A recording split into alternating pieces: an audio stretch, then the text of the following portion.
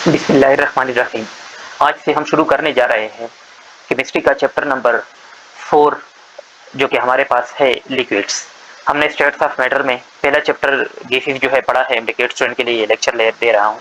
Online live जो है हमने क्लासेस लिए हैं, लेकिन आज थोड़ा सा इशू है, इस वजह से जो है मैं आपके साथ ये रिकॉर्डेड लेक्चर शेयर करने जा रहा हूँ। तो properties of liquid based on kinetic molecular theory, ये पहला टॉपिक है जो कि आपके एमडीकेट के सिलेबस में जो है इंक्लूडेड है, शामिल है। सबसे पहले आपको पता है कि गैस, लिक्विड और सॉलिड में क्या फ़र्क होता है। तो हमारे पास लिक्विड जो है, गैस तो ऑलरेडी हम पढ़ चुके हैं, जिसका न शेप स्पेसिफिक होता है और न वॉल्यूम स्पेसिफिक होता है। जबकि अगर हम लिक्विड को देखें तो इसका शेप जो है वो मखसूस नहीं होता है, लेकिन इसका वॉल्यूम जो है वो मखसूस होता है। इसके अलावा अगर हम इसके इंटरमॉलिक्यूलर फोर्सेस की बात करें तो वो भी मॉडरेट होते हैं। मॉडरेट का मतलब है यानी दरमियान में होते हैं। सॉलिड से इसमें कम होते हैं, जबकि लिक्विड से जो है इसमें ज़्यादा होते हैं। सॉरी, गैस से ज़्यादा, गैस के मुकाबले में जो है इसमें ज़्यादा होते हैं। इसके अलावा इसके मॉलिक्यूल जो है वो आसानी से जो है एक दूसरे के ऊपर जो है स्लाइड कर सकते हैं, आगे जो है चल सकते हैं। इसके अलावा काइनेटिक मॉलिक्यूलर थ्योरी जो है वो लिक्विड के कौन कौन से प्रॉपर्टीज बयान करता है, वो ये है। सबसे पहला है कि liquid particle are close together. इसके जो पार्टिकल होते हैं वो एक दूसरे के करीब होते हैं। इसके अलावा उसकी इंटरमॉलिक्यूलर फोर्सेज जो होते हैं वो मॉडरेट होते हैं। मॉडरेट का मतलब है, बता चुका हूँ कि stronger than gases while weaker than the solid. इसके अलावा जो है particle are in constant random motion. इनके जो पार्टिकल होते हैं वो कांस्टेंट रैंडम मोशन में होते हैं। इसके अलावा molecules can slide past one another. ठीक है, इसके जो मॉलिक्यूल है ये एक दूसरे के ऊपर जो है स्लाइडिंग कर सकते हैं, जिस तरह हम देखते हैं कि पानी वगैरह जो होते हैं, लिक्विड जो होते हैं वो बहते हैं। इसके अलावा liquids have higher kinetic energy than solid but lower than gases. Liquid जो होती है उसकी काइनेटिक एनर्जी जो है वो ज़्यादा होती है सॉलिड से, जबकि गैसेस के मुकाबले में इसकी कम होती है। आपको नजर आ रहा है ना, देखते हो ना कि गैस के मॉलिक्यूल जो है वो तेजी से जो है एक दूसरे से हरकत कर सकते हैं, मूवमेंट कर सकते हैं। तो इसकी काइनेटिक गैसेस की सबसे ज़्यादा होती है, फिर दूसरे में लिक्विड की ज़्यादा होती है, और आखिर में जो है सॉलिड की भी सबसे कम होती है। ठीक है, फिर इसके बाद जो है there is very little empty spaces between liquid and liquid molecule. Liquid molecule के दरमियान जो है एम्प्टी स्पेसेस इंतहाई कम होते हैं। ठीक है, यानी ये भी काफ़ी क्लोज होते हैं, लेकिन सॉलिड की तरह भी क्लोज नहीं होते, लेकिन क्लोज होते हैं। तो ये है हमारे पास लिक्विड के characteristics according to kinetic molecular theory. अब आगे इनके प्रॉपर्टीज पढ़ते हैं, जो कि KMT ने जो है एक्सप्लेन किए हैं, एक एक करके डिटेल से पढ़ेंगे। पहली बात है डेफिनेट वॉल्यूम के बारे में। वो बताता है कि हमारे पास जितने भी लिक्विड है उनका एक स्पेसिफिक वॉल्यूम होता है। अब अक्सर बच्चों का जो है वॉल्यूम में ज़रा कन्फ्यूजन होता है। वॉल्यूम में जो है आपने जो है कन्फ्यूजन वो नहीं करना है। वॉल्यूम जो होता है हमारे पास, वॉल्यूम देखिए, एक गिलास पानी है वो वही एक गिलास ही रहेगी। ठीक है, वो एक गिलास पानी जो है आप किसी और बर्तन में डालें, चाहे आप मग में डालें या चाहे आप जो है किसी जो है बड़े बर्तन टब में डाल दिए, या इसके अलावा आप तालाब में डाल दिए, वही एक गिलास पानी जो है एक गिलास ही रहेगी। ये कम या ज़्यादा नहीं हो सकती। लेकिन इसका जो शेप होता है वो स्पेसिफिक नहीं होता है। क्यों? देखिए, एक गिलास पानी है ना, आपने गिलास में रखी है तो गिलास का शेप इख्तियार करता है। लेकिन अगर आप इसको ना किसी और बर्तन में डाल दी, तो बाल्टी में डाल दी या किसी टब में डाल दी, तो वही शेप इख्तियार कर लेता है। तो इसका शेप अकॉर्डिंग टू बर्तन जो है, कंटेनर जो है वो चेंज होता रहता है। ठीक है, तो ये जो है liquid takes the shape of the container. इसके अलावा जो, हाँ, एक चीज मैं छोड़ गया, रीजन ये है कि डिफिनेट वॉल्यूम जो है वो इसलिए होता है क्योंकि इसमें जो है इंटरमॉलिक्यूलर फोर्सेस जो होते हैं वो मॉडरेट होते हैं। ठीक है, गैसेस में इननेग्लिजिबल इस्तेमाल होते हैं, तो उसका इसलिए शेप वॉल्यूम जो है स्पेसिफिक नहीं होता है। यहाँ पर ये इतने होते हैं कि एक दूसरे पे अट्रैक्शन वो लगा सकते हैं। ठीक है, इसके अलावा इसका डेफिनेट शेप नहीं होता है। ठीक है, और इसका रीजन क्या है? क्योंकि इसके मॉलिक्यूल जो है ये एक दूसरे के ऊपर जो है स्लाइडिंग करते हैं। आगे देखिए, फ्लूइडिटी की बात करते हैं। फ्लूइडिटी क्या है? The ability of liquid to flow, यानी बहने की जो खासियत है, इसको फ्लूइडिटी कहा जाता है। तो ये तो आसान है।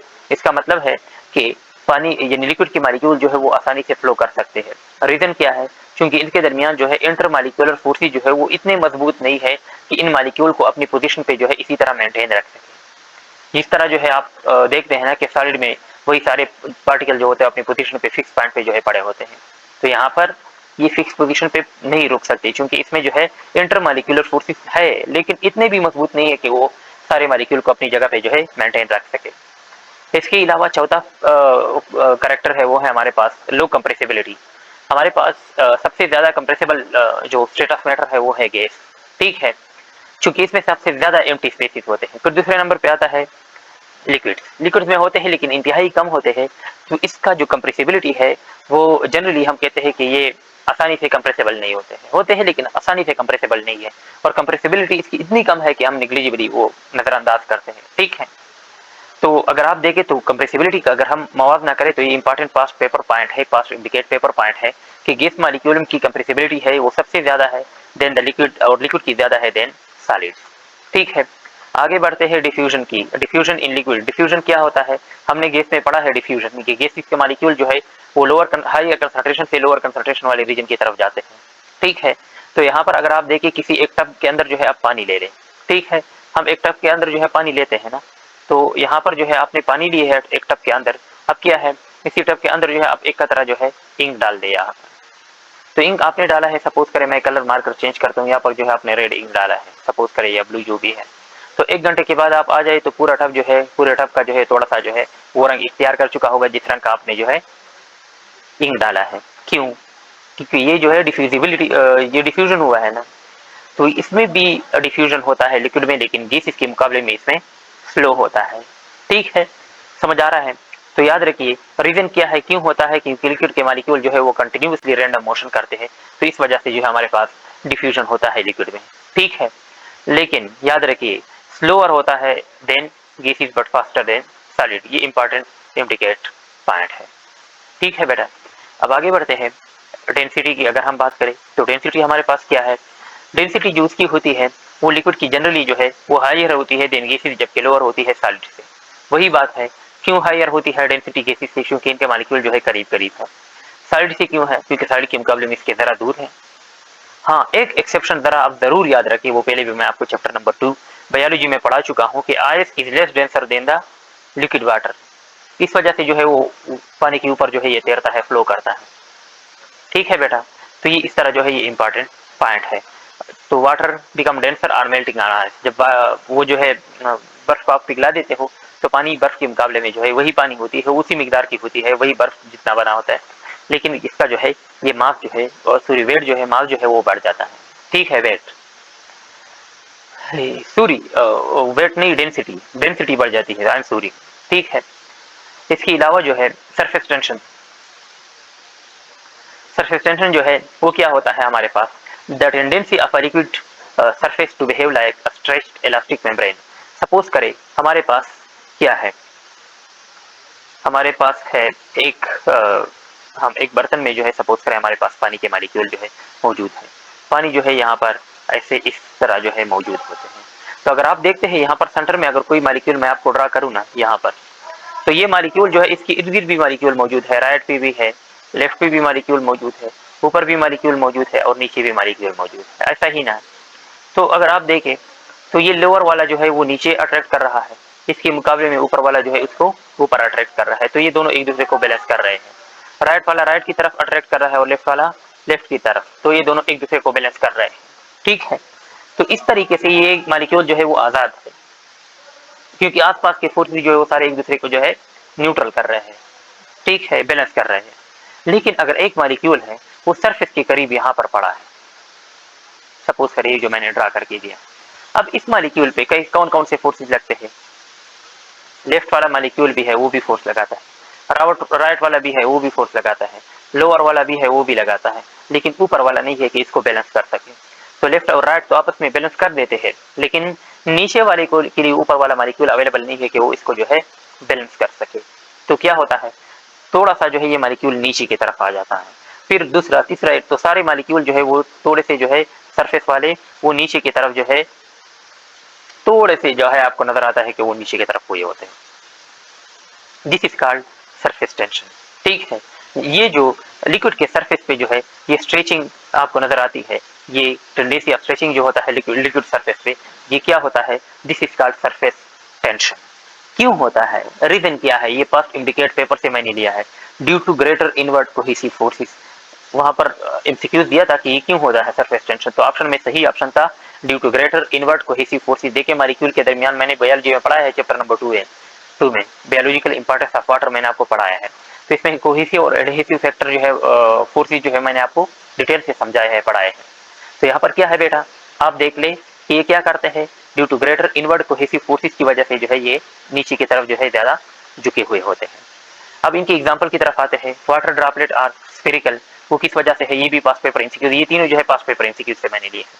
ठीक है, ये भी आया है कि वाटर ड्रॉपलेट का जो शेप होता है वो स्फेरिकल क्यों होता है, ड्यू टू सरफेस टेंशन। ठीक है बेटा, इसके अलावा नीडल या रेजर ब्लेड को जो है वो हम पानी के सरफेस पे देखते हैं कि वो तैरते हैं, इसका रीजन क्या होता है, वो भी हमारे पास सरफेस टेंशन की वजह से होता है। ठीक है बेटा, इसके अलावा water strider can walk on water, water strider जो होते हैं वो वाटर के सरफेस पे जो है वो चलते हैं। इंसेक्ट्स, ठीक है, कुछ इंसेक्ट्स आपने देखे होते हैं कि वो जल्दी जल्दी जो है पानी के सरफेस पे जो है वो भाग रहे होते हैं, क्यों, कैसे, ये सरफेस टेंशन की वजह से होते हैं। ठीक है बेटा, तो ये तीनों एमसीक्यूज आए हैं, आपसे पूछे जा सकते हैं, आगे भी आने के चांसेस हैं। अब आगे है फैक्टर अफेक्टिंग सरफेस टेंशन। कौन कौन से फैक्टर है जो कि सरफेस टेंशन को जो है इफेक्ट करता है। पहला है इंटरमॉलिक्यूलर फोर्सेस। ठीक है, याद रखिए सरफेस टेंशन को आप इस तरह याद रखिए, मैं आसान फार्मूला करके आपको देता हूँ, आप तो इंडिकेट के आपने जो है स्मार्ट स्टडी करनी है। Surface tension is directly proportional to IMF. ठीक है, वो वाला आईएमएफ नहीं है जिसे हम कर दे लेते हैं, वो तो इंटरनेशनल मॉनेटरी फंड है, ये है इंटरमॉलिक्यूलर फोर्सेस। ठीक है, आईएमएफ, तो जितना आईएमएफ ज्यादा होगा उतना ही सरफेस टेंशन ज्यादा होगा। ठीक है, जितना आईएमएफ से कर ज्यादा लेते हो उतना ही टेंशन ज्यादा होता है। तो क्या है यहाँ पर, जितना आईएमएफ जो है वो ज्यादा है, जितना इंटरमॉलिक्यूलर फोर्स जो है वो ज्यादा होता है, उतना ही हमारे पास सरफेस टेंशन जो है ज्यादा होता है। ठीक है, एंड वाइस वर्सा, आईएमएफ कम हो तो फिर हमारे पास सरफेस टेंशन भी कम होता है। इसके अलावा अगर हम देखें, ये इन्वर्सली प्रोपोर्शनल है टेम्परेचर को, टेम्परेचर कम हो तो ये ज्यादा होगा सरफेस टेंशन, टेम्परेचर ज्यादा हो तो ये सरफेस टेंशन जो है ये कम होगा। तो ये जो है इन्वर्सली प्रोपोर्शनल है, नीचे जो है टी लिखे। एक और चीज है डिटर्जेंट, ये जो हम साबुन सर्फ वगैरह जो है ये इस्तेमाल करते हैं, ये डीईटी से मैं शो करता हूँ, इसको भी इन्वर्सली प्रोपोर्शनल है। याद रखिए, डिटर्जेंट जितने ज्यादा जो है आप पानी या किसी और लिक्विड में जो है ऐड करोगे उतना ही सरफेस टेंशन जो है ये कम हो जाता है। ठीक है, तो ये तीन फैक्टर है जो कि इसको इफेक्ट कर रहा है, मैंने आसान फार्मूला आपको बता दिया है। ये सारी टॉपिक जो है आगे पढ़ने वाले डिटेल्स, ये तो अभी सिर्फ हम केएमटी में पढ़ रहे हैं। अब आगे देखिए विस्कोसिटी के बारे में, ये क्या बोलता है। विस्कोसिटी है क्या, याद रखिए वाटर के मॉलिक्यूल जब फ्लो करते हैं तो इसके नीचे और ऊपर वाले मॉलिक्यूल जो है इसको रोकते हैं, यही जो इंटरनल रेजिस्टेंस है to the flow, this is called viscosity.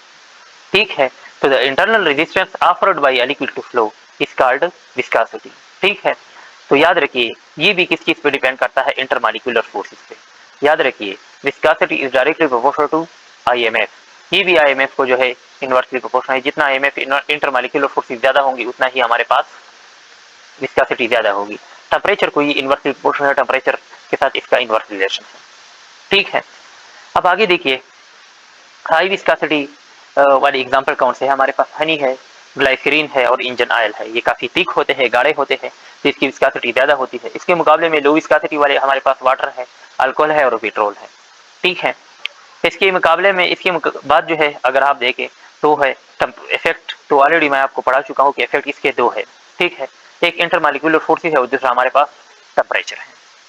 आगे बढ़ते हैं, एवापोरेशन क्या है हमारे पास। एवापोरेशन याद रखिए, पानी को आप जो है अपने रूम टेम्परेचर पे रखा है, कहीं पे भी रखा है, लेकिन बॉइलिंग टेम्परेचर के अलावा वो जिस टेम्परेचर पे भी आपके पास जो है वो ऊपर एवापोरेट हो रहा है, यानी लिक्विड फॉर्म से जो है वो गैसियस फॉर्म में कन्वर्ट हो रहा है। तो this process is called evaporation.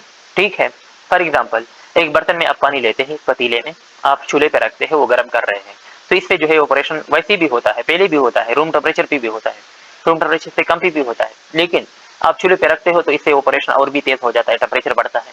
ठीक है, तो फिर एक पॉइंट पहुंच जाता है जिसपे जो है ये वाटर जो है या लिक्विड जो है वो बॉइलिंग शुरू कर देता है। ठीक है, उबलना शुरू हो जाता है इसका। तो फिर इस पॉइंट पे जो इसमें एवापोरेशन होता है, फिर इसको जो है हम जो है एवापोरेशन नहीं बोल सकते, इसको जो है आप बोलेंगे vaporisation.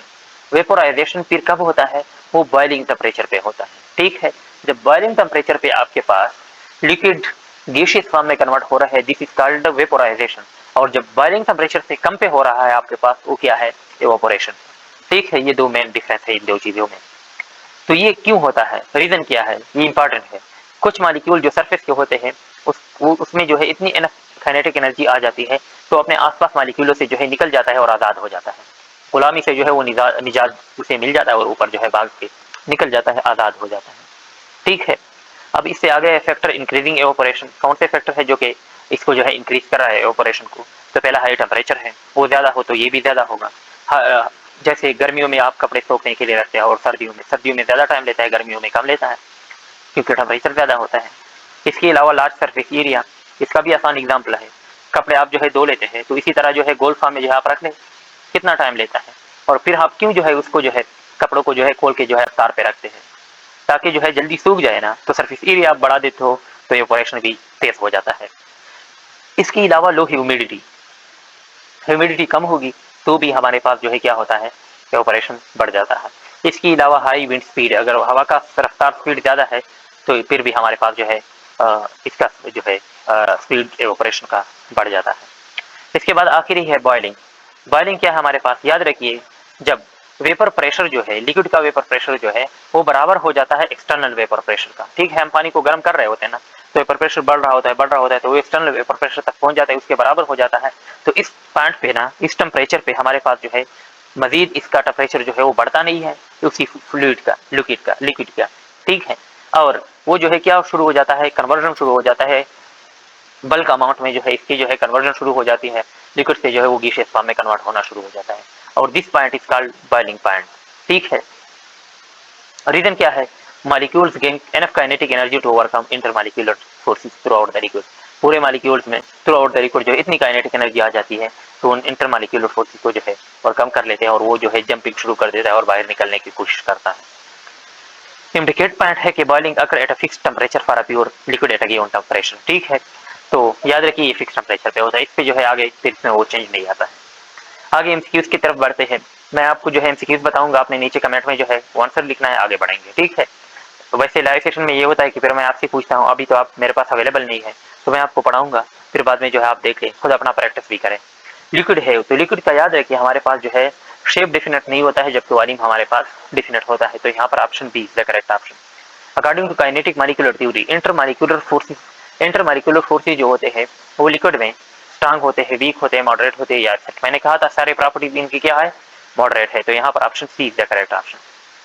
Number 3, which property allow liquid to flow, इनमें से कौन सी प्रॉपर्टी है जो कि लिक्विड को जो है अलाउ करता है कि वो फ्लो करे, तो वो है हमारे पास molecule can slide fast one another. ठीक है, अब आगे है which property of liquid decrease the temperature as temperature increases, इनमें से कौन सी प्रॉपर्टी है, which property of liquid decrease होती है जब टेम्परेचर जो है बढ़ता है, डिफ्यूजन, एवापोरेशन, सरफेस टेंशन या मॉलिक्यूलर काइनेटिक एनर्जी। तो ये है हमारे पास सरफेस टेंशन, जो कि अभी काफी डिटेल से मैं आपको समझा चुका हूँ।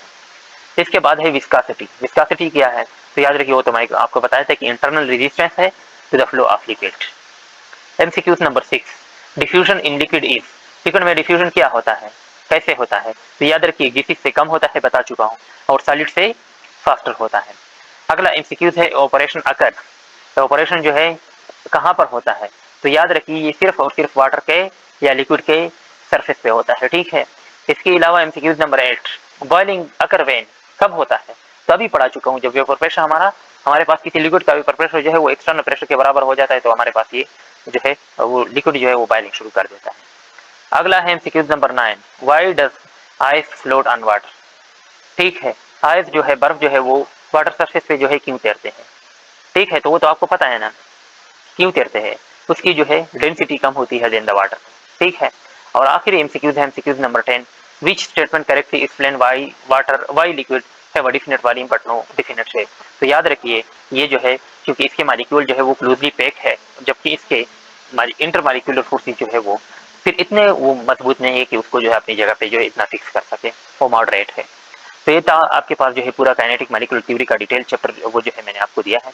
इसके बाद ये ऑपरेशन है, बॉइलिंग पॉइंट है, ये सारे सरफेस टेंशन वगैरह ये सारी चीज़ें जो है एक एक करके जो है हम अगले लेक्चर में जो है डिटेल से आपको समझाऊंगा।